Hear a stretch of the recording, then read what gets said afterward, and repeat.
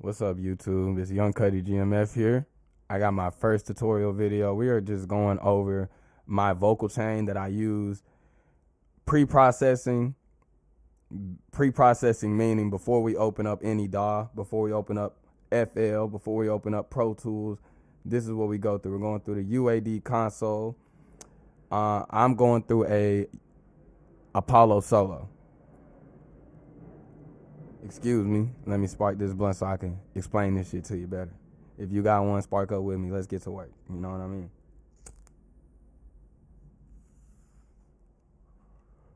First and foremost, thank you for coming to the channel. Now let's get into it.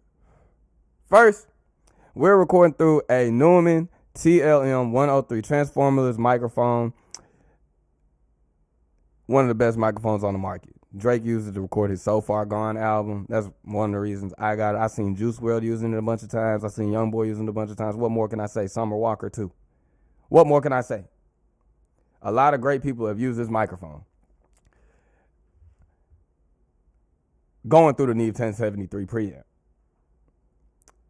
This right here is a beautiful piece of equipment that's been used since the 70s, I believe, to help really push vocals and make them sound to their full potential. They sound, when I put things through this Neve right here, it truly, it makes a big difference, man. It really makes a big difference. Here's how to use it. First, before we touch any of these knobs, I need you to check this right here. If you have this, if you have a low impedance mic, which you need to check the specs on your mic, you need to set this to low. If you have a high impedance mic, you need to set it to high. This is how this mic sounds on high impedance. It's not supposed to be on high impedance. That's why it sounds like shit. Make sure you have it on the right impedance. Now, let's get to it. This knob right here is the beautiful preamp knob that adds that Neve 1073 distortion. It's beautiful. It's clean distortion. It's beautiful. I use it at a 30. It's set to a 30 right now. You can set it to a 35 if you need it a little louder, need a little bit more boost. If you got like a whisperer, a 40. Say you got like a splurge in the studio, a Sensei Molly in the studio. Yeah, I'm putting it on a 40, so I can catch those whispers, those, you know, the little, you know, because they be hitting that motherfucker. You know what I'm saying? So put it on I keep it at a 30 though. That's just where I keep it when anybody walks in the studio. I adjust it from there. This knob right here is a high frequency knob. I believe it boosts high frequencies at 12,000 kilohertz and above.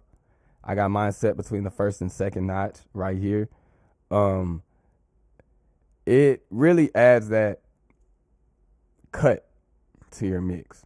This is really what helps vocals cut through and soar over the beat, but not overpower the beat. You know what I'm saying? I gotta really work on talking in this camera. But yes, that's what it does. So let me demonstrate what the high knob does, how it sounds. Let me let you hear it. So when I turn it up, it's gonna get a little harsh. It might get a little harsh, but that's because we're overdoing it. But even with it turned all the way up, you're still getting a clear sound. It's not something I would put on a track, but in my opinion, it's impressive.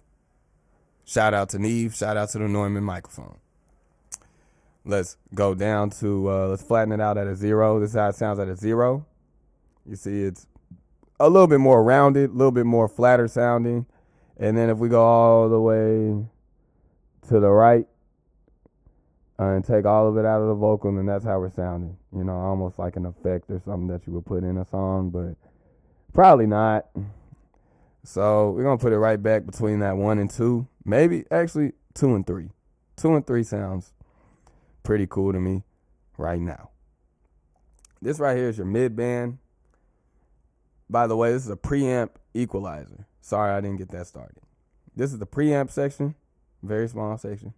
All it is a volume. And here's the equalizer section. Your mid-band EQ. I don't do any boost to the mid-band, not pre-processing because I use an EQ inside of Pro Tools. So that's why you won't see me doing a lot of knob turn or anything like this, because when you set these knobs on this UAD console, it's permanent. This is how you're sounding going into the studio. This is your studio. So once you set this, it's set. And so like I like to have a sound that I can play around with, a flexible sound. So this right here adds, a little telephone into the vocal. You take it all the way out and it takes the telephone out of the vocal. But as you can see, it's taking out things that I might need. You know what I'm saying? So I don't really play with it too much. I met producers that boost it right here at a 7200 and it gives it a little bit, you see, a little bit more of that high end sound.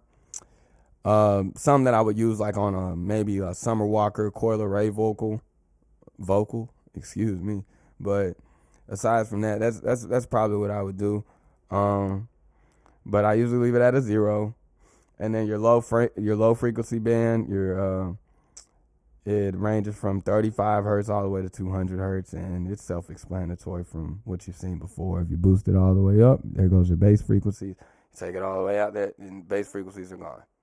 It's very transparent. Next, we got a high-pass filter.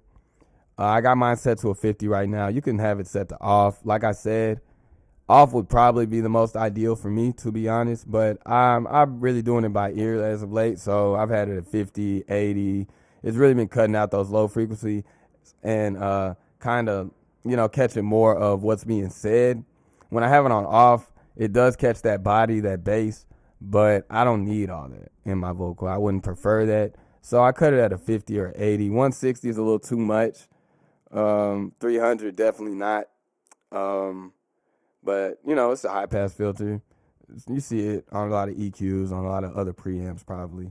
So, and this is your EQ button. This is what activates the EQ. So I just turned off the EQ. This is how it sounds without the EQ activated. And this is how it sounds with the EQ activated. As you can hear that Neve tone, it's really amazing. Youngboy, Post Malone, various artists use this right here. Right here is your pad. Flip it, negative 20 dBs to the audio input signal. Flip it back, it's no difference. This right here is a see, on the real Neve, I believe it has a different effect, but honestly, all it does really is just turn you up some more, or turn you down. And then this knob right here, the trim knob, I heard it's supposed to give you more headroom, but in my opinion, all it does is turn you up and turn you down. So that is the Neve 1073 preamp. That's all I got for it. Here's a demonstration of how it sounds off. So I'm about to disable it right now. And this is how it sounds without it. This is with just the regular UAD preamp, UAD, straight through the console into the compressor. It sounds good, but trust me, it's not nothing compared to this right here, this Neve 1073.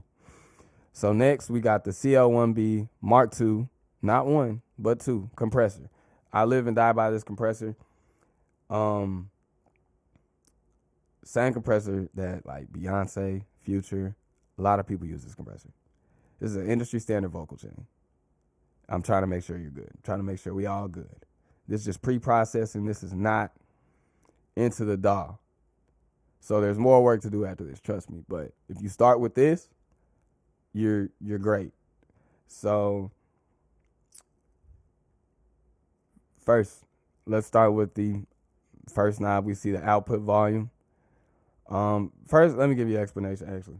It's a TubeTech compressor. It's an optical tube compressor. It adds warmth to this vocal chain. The Neumann is a transformerless microphone, so it don't have no transformer. It don't have no tube, but it has a clear, transparent sound. But me, as an engineer, as a producer, as an artist, I need that warmth in my vocal, that vintage warmth, and this is what I go to get that. It's the TubeTech compressor. Output volume. Here's a demonstration of what it does. So it gives it a clean boost. I use this when I want to add more dBs to the vocal, when I want to add more volume to the vocal. I do this because, as you can see, even if I boost it to an 18, it still sounds nice and clean and quiet. You barely hear the room around me, relatively, for a plus 18 boost. You know what I'm saying? No noise gate. There's a plane flying over me right now. I don't know if that's catching it. Hopefully not. Ratio, 3-to-1 ratio. That's the typical ratio we use with vocals in the engineering community. 4-to-1 on 1176, but this ain't no 1176. This is a TubeTech. And put some respect on his name, because I'm telling you right now, if you're an engineer, it's going to make you some money. If you're an artist, it's going to make you hits. Threshold, -10. That's a typical threshold for a lot of compressors. It just depends on what you're running your shit through. Now, this is what really matters, your attack and release time. This is what my attack and release is set to for this microphone, for this piece of hardware. Because every microphone is not gonna sound the same on this attack and release time. But this is the best attack and release time for me and this Neumann. And this was catching the best bite. You can set your attack release with this knob. Mine is on manual, so I have full control over the attack release. You can do a fixed manual, which is you can set the attack and the release will be manual. No, the attack will be set on its own, and the release, you'll set it yourself, and then the fix, the attack and release is set. It's set. Like, you don't really do too much with it. I like full control. I'm a nerd, so I put it on manual. And here's a demonstration of how the TubeTech sounds with it on. So this is how it's been sounding with it on. I'm about to turn it off right now. This is with it off. Still clean sound through the Neve. Neve is a great piece of equipment. If you only had a Neve and didn't have a TubeTech, I'm telling you, you'd still be okay. You'd still be okay, and vice versa. But I'm about to turn it back on. All right. Now, last, we're just gonna do the De-esser. De-esser is a syllabus plugin. It's gonna take out your S's, your T's that are just doing too much and being too harsh in the vocal, you know, that you might not want in your songs. This is the threshold. This is basically how you set how much of that S and T is cutting out, how much that syllabus is cutting out. I got mine set to a 27.7 on a fast attack. So it catches that S as fast as it can. And this is how you can listen for it. You just solo out the frequency band. So you just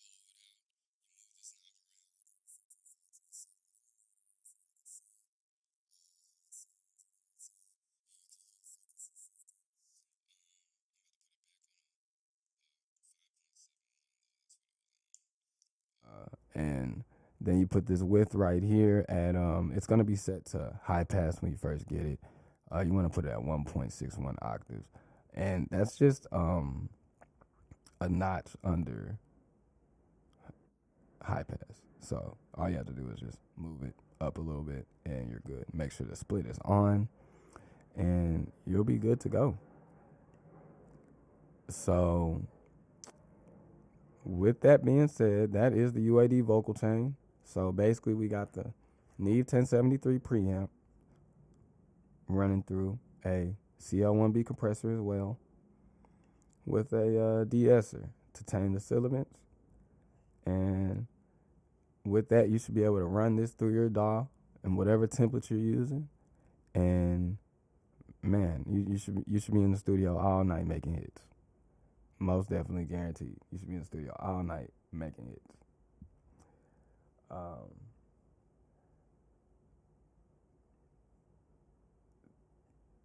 That I believe that's about it. I didn't even get to finish my blunt.